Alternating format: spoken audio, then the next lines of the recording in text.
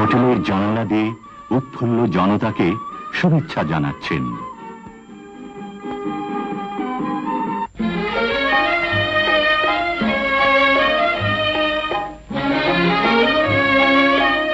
of January 1972, Delhi Airport. A Royal Air Force comet from London brings the Bangabandhu Sheikh Mujibur Rahman, President of the People's Republic of Bangladesh. There were months of terrible uncertainty and anxiety about his health and life when he was held in jail by the military rulers of Pakistan.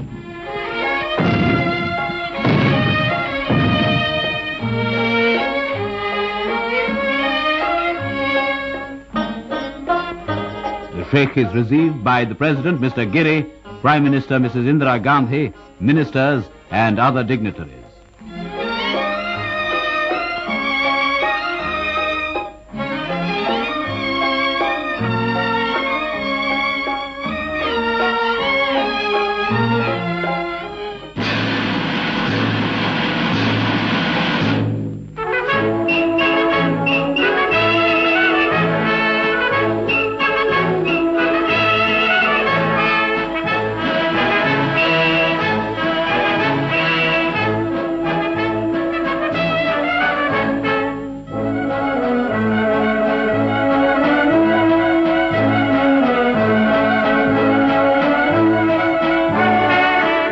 Bangabandhu meets the chiefs of the three services.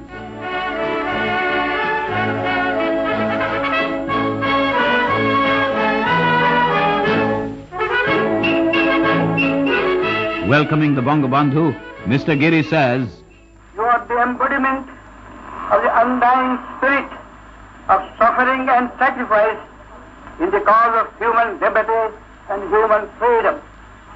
The emergence of independent Bangladesh is itself a unique event in the annals of democratic movement in world history." The Sheikh replies, "For me, this is a most gratifying moment. I have decided to stop over in the historic capital of your great country on my way to Bangladesh. For this is the least I could do to pay personal tribute to the best friend of my people, the people of India, and your government under the leadership of your magnificent Prime Minister, Mrs. Indira Gandhi." 22 diplomatic representatives welcomed the Sheikh.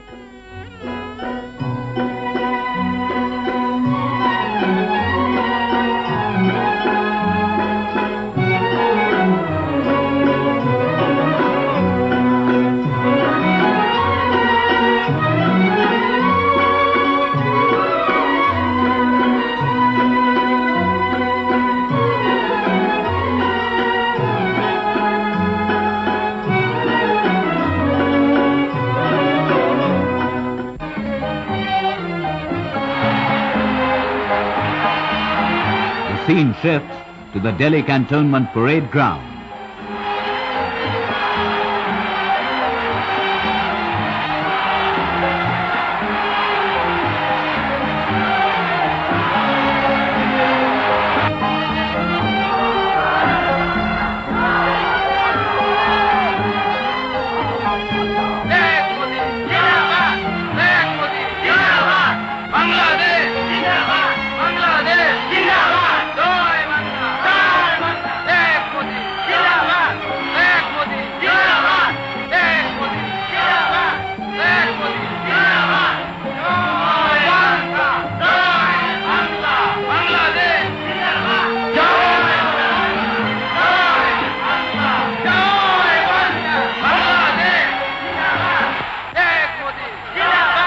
Welcoming the Sheikh, Prime Minister Indira Gandhi says, India has fulfilled her three promises: the return of the refugees, support to the Mukti Bahini, and the securing of the release of Sheikh Mujibur Rahman.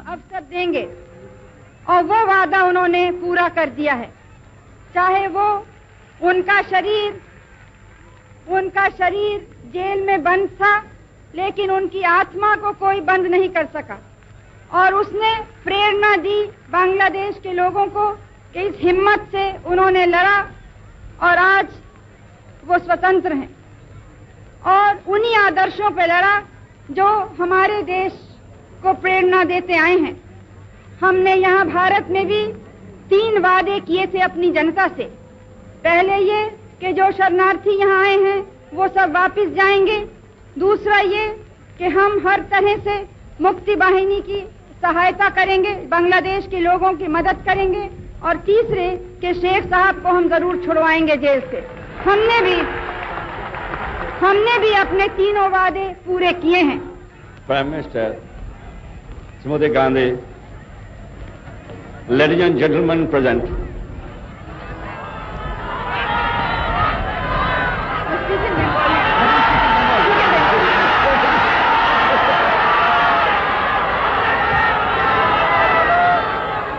हमारे भाई और बोनेरा।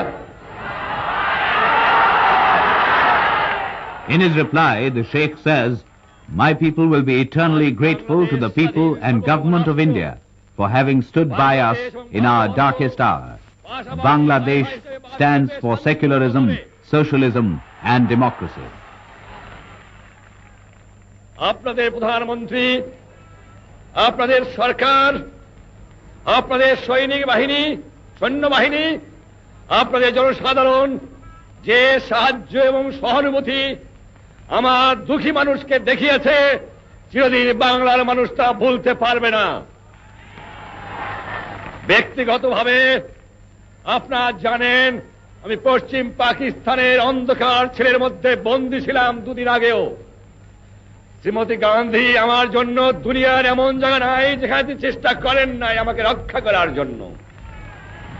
আমি ব্যক্তিগতভাবে তার কাছে কৃতজ্ঞ।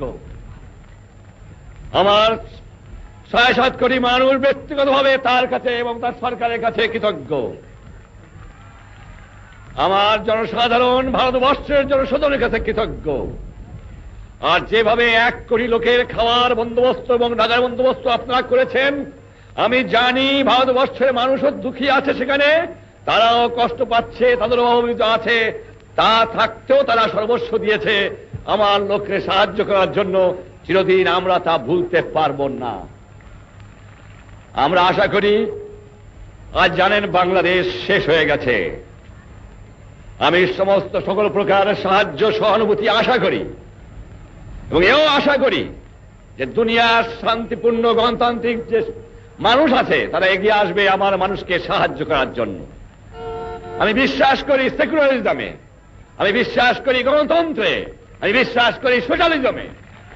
আমাকে প্রশ্ন করা হয় শ্রীমতী ইন্দিরা গান্ধীর সাথে আপনার আদর্শে এত মিল কেন?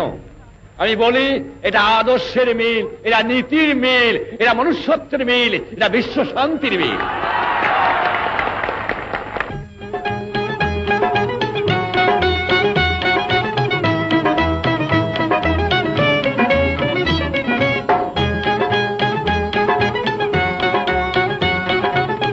At Rashtrapati Bhavan, the Sheikh discusses matters of mutual interest with President Giri and the Prime Minister.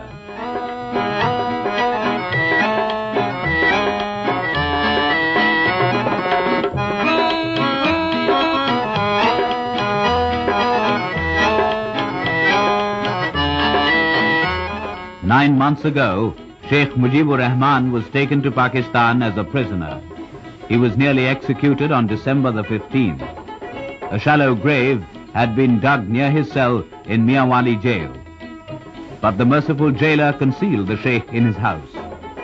Today, the unchallenged leader of his people returns to Dhaka as the first president of the People's Republic of Bangladesh.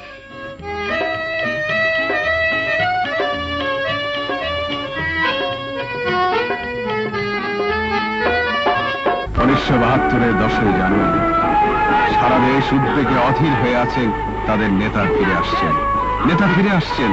এই খবর ছড়িয়ে পড়েছে শহরে, বন্দরে, গ্রামে, গঞ্জে, সবখানে তাই কেবল একই গুঞ্জন, নেতা আসছেন।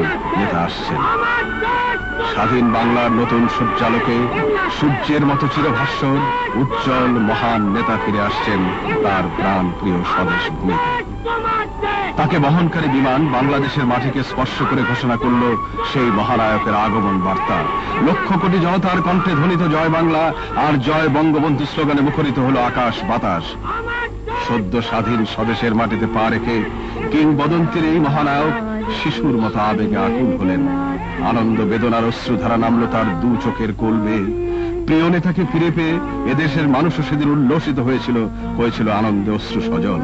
আমার দেশের মাটি তোমার পদে ঠেকায় মাথা, তোমাতে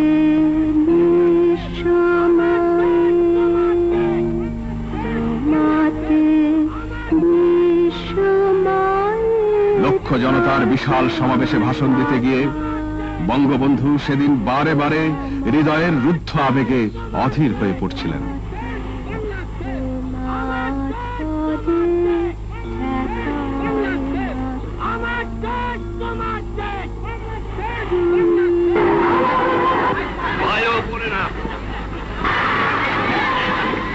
আমি প্রথমে স্মরণ করি আমার বাংলাদেশের ছাত্র, শ্রমিক, কৃষক, বুদ্ধিজীবী, সেবাই, পুলিশ, জনগণকে, হিন্দু মুসলমানকে হত্যা করা হয়েছে। তাদের আত্মার মঙ্গল কামনা করে এবং তাদের প্রতি শ্রদ্ধা নিবেদন করে আমি আপনাদের কাছে দু এক কথা বলতে চাই। আমার বাংলাদেশ আজ স্বাধীন হয়েছে, আমার জীবনের স্বাদ আজ পূর্ণ হয়েছে, আমার বাংলা মানুষ আজ মুক্ত হয়েছে।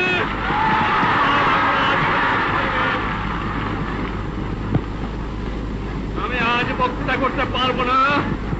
বাংলার ছেলেরা, বাংলার মেয়েরা, বাংলার কৃষক, বাংলার শ্রমিক, বাংলার বুদ্ধিজীবী যেভাবে সংগ্রাম করেছে, আমি কারাগারে বন্দী ছিলাম, ফাঁসি কাটতে যাবার জন্য প্রস্তুত ছিলাম, কিন্তু আমি জানতাম আমার বাঙালিকে কেউ দমায় রাখতে পারবে না। আমার বাংলার মানুষ প্রায় 30 লক্ষ লোককে মেরে ফেলে দেওয়া হয়েছে বাংলার। দ্বিতীয় মহাযুদ্ধেও এবং প্রথম মহাযুদ্ধেও এত লোক, এত সাধারণ নাগরিক মৃত্যুবরণ করে নাই, শহীদ হয় নাই, যা আমার এই 7 কোটি বাংলাদেশে পেয়েছে। আমি জানতাম না আপনাদের কাছে আমি ফিরে আসবো। আমি খালি একটা কথা বলেছিলাম, তোমরা যদি আমাকে মেরে ফেলে দাও আমার আপত্তি নাই, মৃত্যুর পরে আমার লাশটা আমার বাঙালির কাছে দিয়ে দিও, এই একটা অনুরোধ তোমাদের।